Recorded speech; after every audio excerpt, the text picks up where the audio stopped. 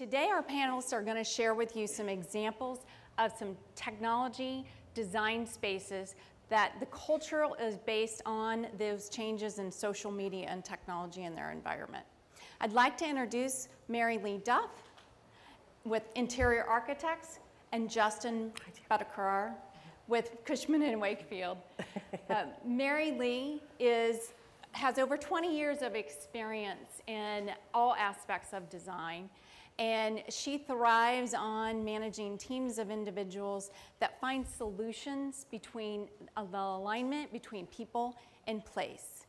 Justin is a startup guy, and he works in real estate. But Justin would much rather be sitting in an open cubicle in a creative environment than in an office in a Class A office building. So thank you both for joining us today. Mary Lee, I'd like to ask you, what would you like the audience to take away today? I think one of the key things we've heard a lot this morning already, you can sense that there's themes going on, is you hear about collaboration and the role of mobility. And one of the things that I think sometimes gets lost in that equation is finding the right balance of all of that social mobility, all of that collaboration, and paying attention to what are the true needs of each client, each company, and understanding that there are introverts as well in our midst, as well as people that need focus. And so it's designing spaces that really answer and address a broad spectrum. Great. And Justin? I think the key takeaway for me is to challenge the status quo. You know, we're kind of entering a new age of transparency, and I've been a broker for 4 years, transparency in the brokerage community is not something that's necessarily embraced, but I think that it has to be to kind of enter this new age. Great, thank you. So Justin is going to give us a quick presentation on a couple startup environments that he has worked with, that really the culture and the design of their workspace is driven off technology. Great. So I think it's actually a great segue into, from the last presentation, Escape Cubeville. I just had an office space moment where I literally knocked down the cubes in my office and kind of scattered the pieces around. And now everyone is following me, so it's kind of chaotic in my office right now. But I want to talk a little bit about the reimagination of office space and how you can just look at the entire process differently. And I want to talk about a couple case studies. Do you guys all know what Square is? You know, the financial company, credit card reader, you know, they just did a big deal with Starbucks to have pay by Square in every Starbucks around the world. But it's a great example of how they look at office space differently. So Jack Dorsey, the founder of Twitter and also the founder of Square, says office design can and should be used to create positive outcomes for your staff and your company. There's a whole new trend about how founders and executives are much more hands-on into the design and kind of how their space operates. And so you look at this is their website, their homepage of their website. You know, you see their product, you see the design, and now you look at their actual office space. The external meets the interior. All they want to do is create truth and transparency in their space. It's a whole new way to look at it when their product actually mirrors their office space. And so I talk about the evolution of a startup. You know, these executives, these entrepreneurs aren't silver polished, you know, but they're absolutely obsessed. They're passionate about their product and their company. And they evolve. You know, you see Mark Zuckerberg kind of ringing the bell in a hoodie, but then you see pictures of him with Frank Gehry, you know, planning out his next big building. You know, they do evolve and mature in this process. And they're learners. They want to learn about the process, so you can't be afraid to educate them. And you see, you know, Jack Dorsey and Keith and the whole team right out in the open space. It's much more aligned horizontally than vertically. And I'll quickly go through the Twitter story, which is one that you probably are all familiar with. And you know, you look at this building, you know, it's just a behemoth of a building in mid-market in San Francisco. And Shorenstein and IA and the whole group were able to collaborate together. But this was really kind of architects, design, the Twitter executives, Shorenstein, their brokers, and the city all coming together to put this together. And you see how much social space Jack Dorsey, the co-founder of Twitter, now kind of somewhat removed, but he says that every important meeting in his life has been around a long wooden table, which kind of inspired this. Just spectacular, cafeteria and social space. And so kind of the key takeaways are, founders are the same around the world. They want to learn. They want to be inspired, so kind of feed into that. And the people that don't recognize this and anticipate it will be left behind. And you have a shared vision of the future. It's who you are now that matters and who you can be in the future. And I love this quote by Steve Jobs. It's much more about how you communicate it than how you build it. And I think kind of in closing, if you don't understand them, you can't serve them. Design is how it works. Thanks. Great, thank you, Justin. Now, Mary Lee is going to share with you her thoughts on how to design for social environments. So, one of the things that I said I'd hope that you take away is the fact that, it's great to be collaborative, but we need to be very careful about how we design collaborative space. And I think it needs to be something that's researched, not in a extraordinary assignment that takes forever, but in a nimble sort of way of understanding how people are working and then designing space that really aligns the business and where the business wants to go, because space does change people's behaviors. So I think that social media has definitely had an impact on space. If you look at the broad spectrum of the types of social media that's out there, it goes anywhere from LinkedIn, which has sort of a more business sort of a tone, and I think collaborative space in design also can have a business tone, the more formal conference rooms and things like that. And then you get to the other end, which is probably LinkedIn, which is short bursts of information that come out. And there's also short bursts of meetings like in Scrum spaces in technology companies here in Silicon Valley. One of the things, and that's all driven, this shift to much more collaborative space. And these are charts that probably everybody has seen, and what interests me about this is that it doesn't seem to matter where in the country you are or what industry you're looking at. These charts are pretty much the thing that CRE uses to substantiate that shift from individual space to much more collaborative space. It shows that on average, most space is utilized 35 to 40% of the time, individual workspace. And so that means that shift to the common shared space is a much more business-based kind of a decision. So as we look at how you design that spaces, there's definitely different kinds of spaces that we're looking at. And what we've come up with is basically, there's 4 buckets of how people are working. And those can be broken down further, but for the sake of this discussion, there's focusing, which that is that introverted person or the person who's doing code planning, code jamming. Socializing space, which is much more the gaming area, the sort of casual collision kind of space. Collaboration space, which can run the gamut from a conference room to a huddle room to anything that you can imagine. And then learning spaces, which I think are also evolving as a part of social media, where learning is something that doesn't always happen just in a training room, although training rooms are certainly viable and necessary. So one of the things that we've been looking at in terms of how space is being utilized and designed is that space is now, because people are so mobile and they can choose to work anywhere, anytime, is that workspace is now very competitive with Starbucks or somebody's home couch. So the idea is to make space a lot more compelling, a place that people really want to come to.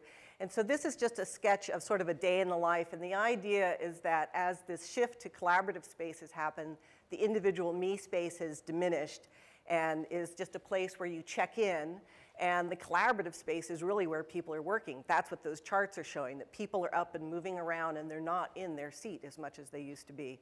So this is a plan that just shows how somebody could be migrating through space. It becomes more of a just-in-time tool of being able to work in different environments depending upon the need.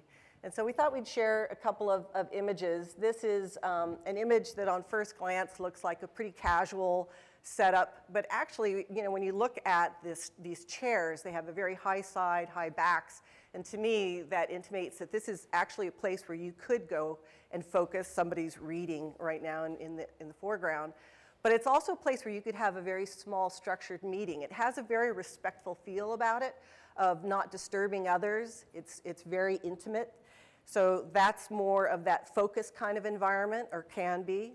And then you look at this as another kind of space which is much more of that social, casual collision. So this is space where somebody's playing ping pong, table tennis. They're also, you can meet there, you can eat there, you can copy there. And so this is where people come together, and those, I think Paul was talking about breaking down silos. This is that kind of a space where people are coming and innovation can happen in a space such as this. This is individual workspace, and you can see it's very, very small. There's not much to it. There's a door desk, there's a panel, and this is probably one of the more interesting spaces, because this is a space that's built out to morph and change depending upon how people want to use it. So it can become full height demountable partitions as well as this open space, and that is really that striving for balance and being able to morph and change space. And finally, the last image, this is a space that looks very classic, very well designed, sophisticated, but it is just as flexible as the space that I just showed you. It's a more dressed up version. So those concepts don't have to always look like startup. They can look like a very polished, sophisticated space, and yet be able to change and morph and evolve and be just as socially collaborative and supportive of the kind of work that's happening. So. Great, thank you, Mary Lee. So Justin, from a broker's perspective, how is space changing around new talent?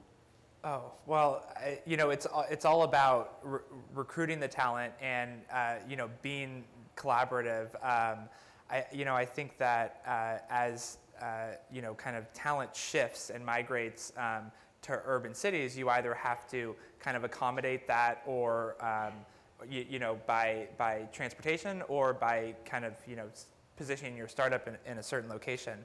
But yeah, they want much more serendipitous meetings within the talent throughout the organization. They don't want to kind of segment to, you go here and you go here. Kind of some of the biggest, and that's what the Silicon Valley and San Francisco has been built on anyway. Serendipitous meetings, being around other talent. Great. Mary Lee, you had mentioned in your presentation that training space is still vital space. How has that changed, and how does collaboration space take over, and the way our employees are working and training more online change how you design space? So I think it goes back to having that range of different kinds of menus of spaces. So there's training that's very ad hoc, of people talking to each other very easily, next to each other, and maybe it's a benching system. And then there's the more formal training. But I think what we're seeing in training that is really changing is that used to be a very large piece of real estate that was very set and immovable. And now I think it's become space that's much more flexible. And so we're seeing spaces, training spaces that can become entertainment areas, they can be training areas, they can open up into breakout areas, they can become much more multifunctional. I think that's a big driving force. Have a lot of all hands meetings. All hands, yeah. Okay, great. And then is sustainability having any effect with the changes going to social media? I think, yeah, absolutely.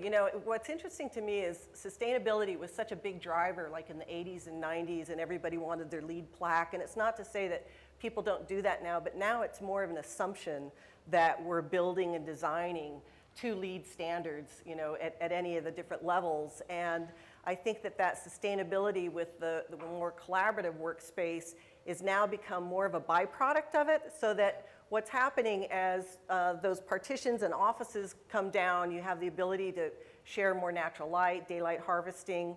But even more, I think, profound is the fact that as we're designing space that is much more movable and flexible, all of the changes that occur as business changes and as teams changes doesn't affect landfill. And so that is like a huge sustainable story, I think, in really smart design of being able to change space without having to tear things apart. Okay, great. We'd like to open it up now for questions. Do we have a microphone?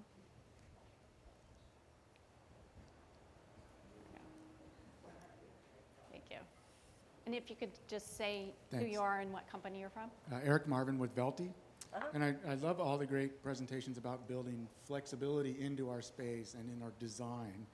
However, I feel the real estate industry is lagging in building flexibility into the industry. We still think in terms of 5, 7, 10 years. And, Sure. and if you're in London, you think in terms of 11, 20, Yep. and 30 years. So can you, Jason, specifically kind of address, do you see anything that's leading us to a different paradigm in real estate? I mean, I couldn't agree more. I think, one of the things that, Duncan from Rocket Space was he and I were just talking about it, is how, backwards the industry is to accommodate for these young companies that really don't look 3 years down the road, let alone 5 or 7. I was just in London a couple days ago, and I mean, we're looking at 10-year deals for companies that shouldn't be doing 10-year deals. I think that, landlords, it's a tough question because the basic infrastructure of the entire industry is built on it.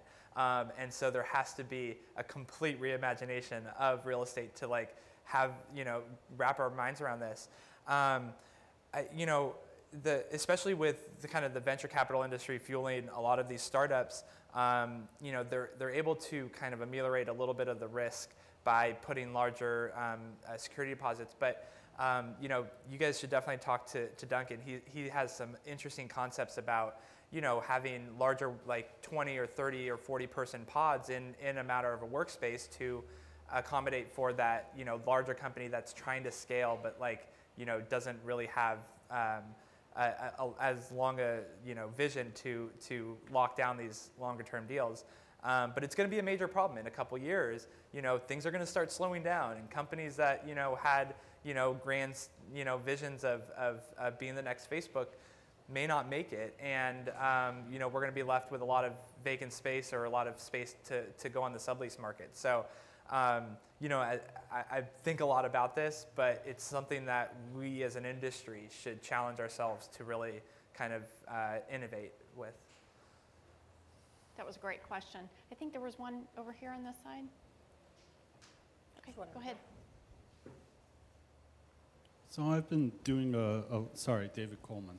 I've been doing a lot of looking at autonomous cars and how that technology is advancing. When cars can drive you pretty much anywhere, Right. then where you are is where you're working. But how will that affect all these office buildings, parking lots, and real estate?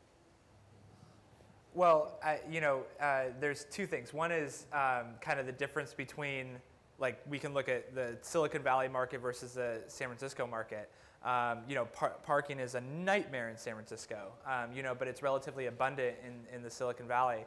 I think that's already an issue that we're facing. I mean, people are able to, the Google buses, the Facebook buses, or even Caltrain. I mean, I have a wireless internet card, and I literally can work from absolutely anywhere with full Wi-Fi. I think that space is being accommodated for that, with less designated desks, so that you could just kind of pop in and grab whatever open desk there is. But in terms of design, what would you say? Well, I think, as I said earlier, I think that mobility is something that where, a lot of companies were looking at telecommuting as a way of reducing the amount of drive time and trying to create better work-life balance for people. But at the same time, what we've seen is a lot of companies started to kind of not back off of it, they still offer it, but they're really trying to drive people to come into the workplace because that they do want people there. They want people to be face to face. So it's very important. That's, you know, good news for all of us who are designers and real estate people, is that the office is not something that's really diminishing or going away. It's very important. Right. I mean, it's huge, and it's just, it's not a matter of where will there be an office, but it's just how different will it be. You know, social space is going to be much, you know, greater in proportion than designated workspaces. So it's just absolutely a different way to use it, so that you can accommodate the mobile workforce. You know, I'm on the road much more than I'm in San Francisco or in Silicon Valley, and I value that time when I'm in the office to collaborate with my team and then go back out there and you know, kind of work with a lot of different people. Great. Duncan, do you have a question? One quick question. Oh, sorry. So I don't mean to drive this it's your thing. question and then the Very quickly, I just wanted to put it to the panel. We're seeing a trend of it's not important to go to your office, just as important to go to anyone's office. And more people are heading to other people's offices. How does that change how much space you take and how you build out your office? I think it makes it really tough to measure. You know, I mean, how do you anticipate, you know, how many people are coming in to a space? And that's why I was saying earlier about that balance of being able to design the collaborative space, because how do you, unless you've really done your homework, you don't know if you've built the right amount of space or designed it.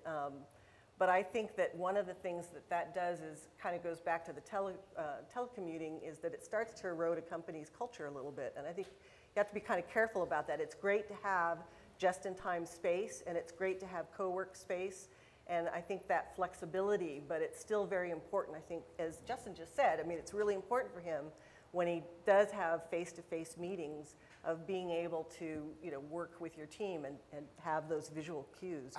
Yeah, I would challenge that a little bit. I think that accommodating, you know, guests, and I mean, you know, whether it's co-working, you know, having a couple companies come in that are kind of parallel to your business model, but, you know, having like really good guest Wi-Fi, or having, you know, things that like can, you know, immediately welcome people in.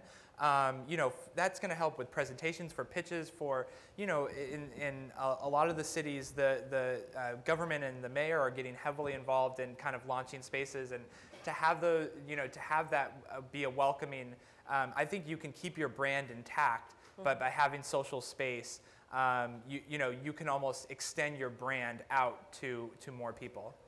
Okay, thank you very much. Thank you. Very good discussion.